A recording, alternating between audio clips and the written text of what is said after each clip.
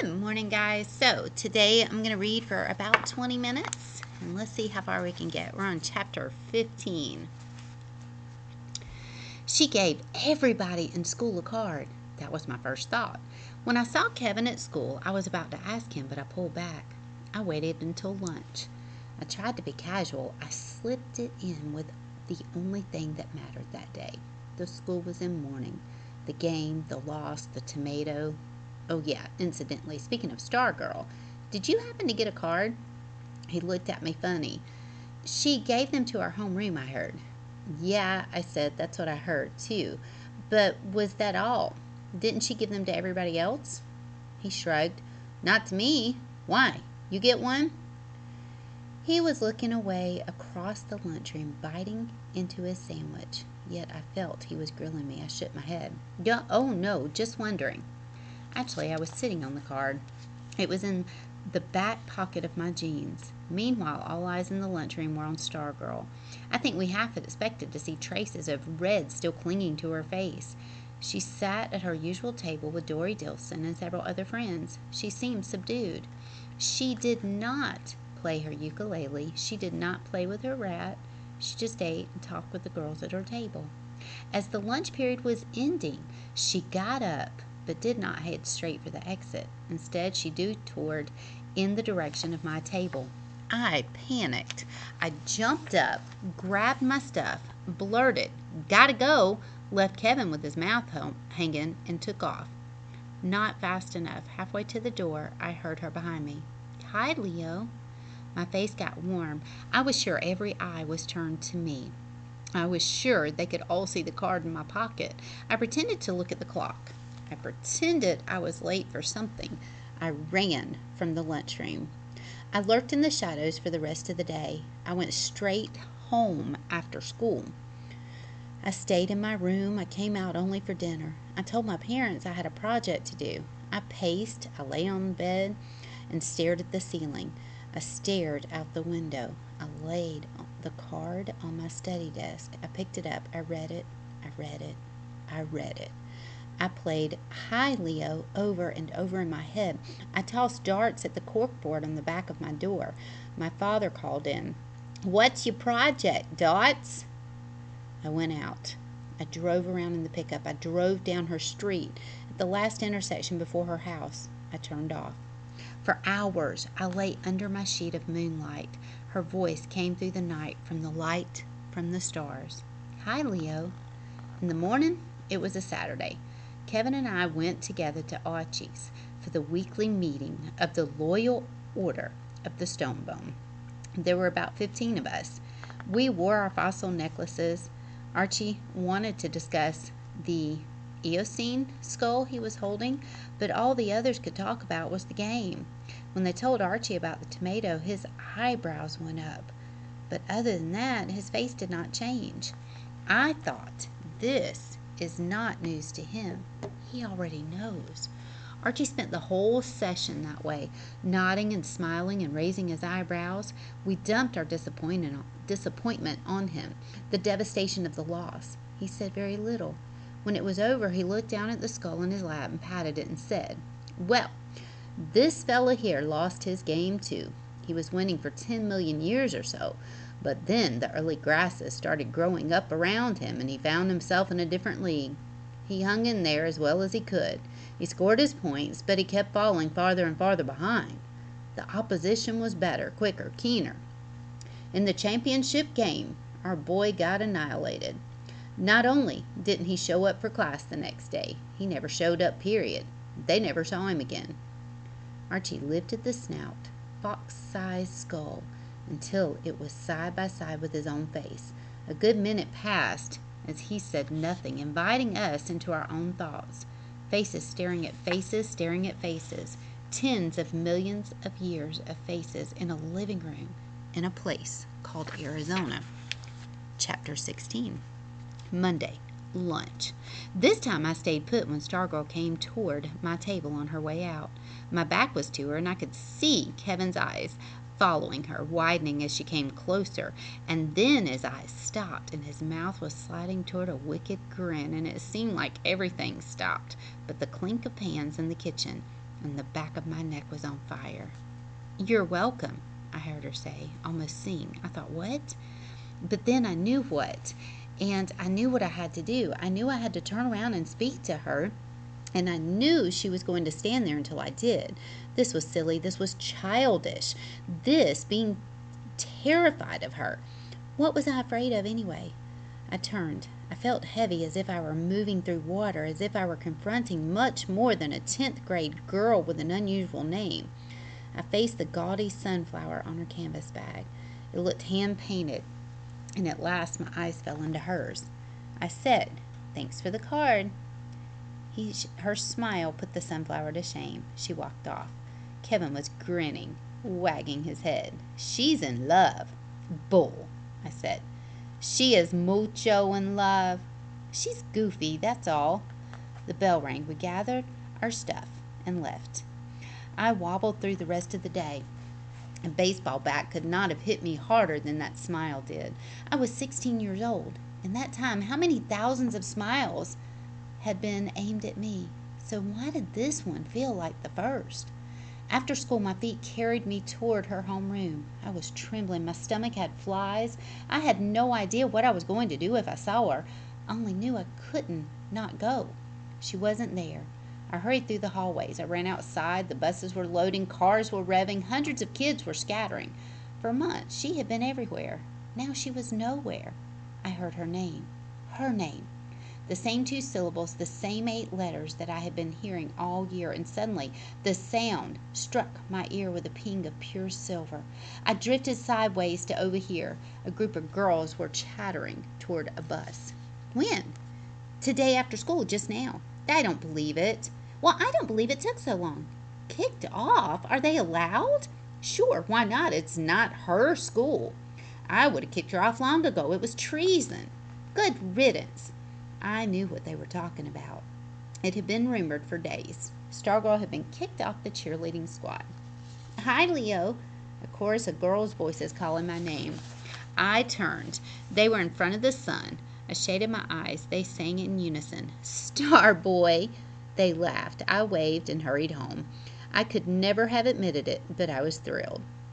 Her house was 2 miles from mine, behind a little 10-store shopping center. Archie had told me where. I walked. I didn't want to ride.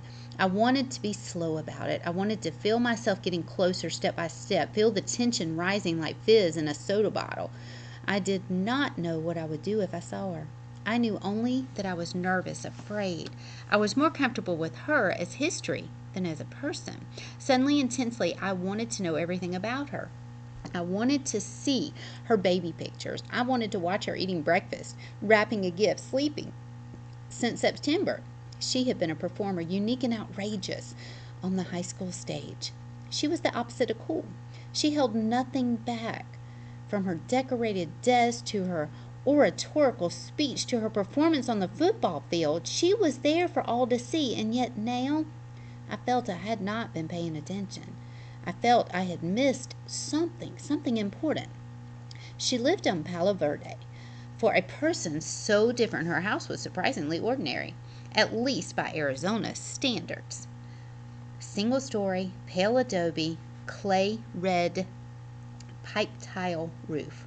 Not a blade of grass in the small front, but rather beryl and prickly pear cacti and clusters of stones. It was dark, as I intended, when I got there. I walked up and down the other side of the street. It occurred to me I might be mistaken for a prowler, so I walked around the block. I stopped into Roma Delight for a slice of pizza. I gulped down only half of it, hurried back out. Couldn't relax when her house was not in sight. Couldn't relax when it was. At first, it was enough just to see the house. Then I began to wonder if she was inside. I wondered what she could be doing. Light came from every window I could see. There was a car in the driveway, and the longer I hung around, the closer I wanted to be. I crossed the street and practically dashed past the house. As I went by, I scooped up a stone from the yard. I went up the street, turned around, and looked at her house in the distance. I whispered to the salt-sprinkled sky, "That's where Stargirl Caraway lives. She likes me." I headed back toward the house. The street, the sidewalks were deserted. The stone was warm in my hand. This time I walked slowly as I approached. I felt strange, my eyes fixed on a triangle of light in a curtained window. I saw a shadow on a yellow wall. I seemed to be drifting footless into the light. Suddenly the front door opened. I dived behind the car in the driveway and crouched by the rear end. I heard the door close. I heard steps. The steps matched the movement of the long shadow cast down the driveway. My breath stopped. The shadow stopped. I felt both ridiculous and weirdly perfectly placed, as if crouching by that car was precisely what life had in store for me at that moment. Her voice came from beyond the shadow. Remember when you followed me into the desert that day after school? Absurdly, I debated whether to answer, as if doing so would, give me away?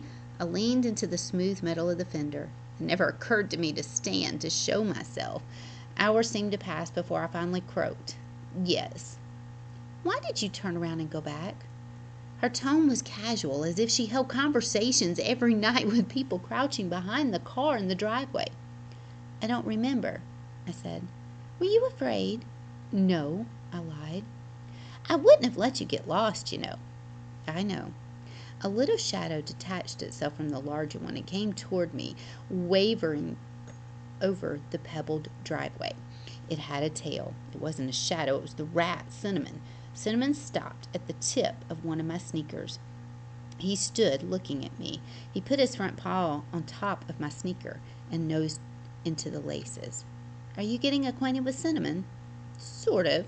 Are you lying? Sort of. Are you afraid of rats? Sort of. Do you think I'm cute? If you say sorta, I'll tell Cinnamon to bite you. Yes. Yes, what? I think you're cute. I thought of adding sort of, just to be funny, but I didn't. Do you think Cinnamon is cute? The rat had climbed fully onto my sneaker now. I could feel his weight. I wanted to shake him off. His tail spilled onto the driveway. No comment, I said. Oh my, hear that, Cinnamon? No comment. He doesn't want people to know he thinks you're cute. I think you're getting a little carried away, I said. I certainly hope so, she said. Nothing's more fun than being carried away.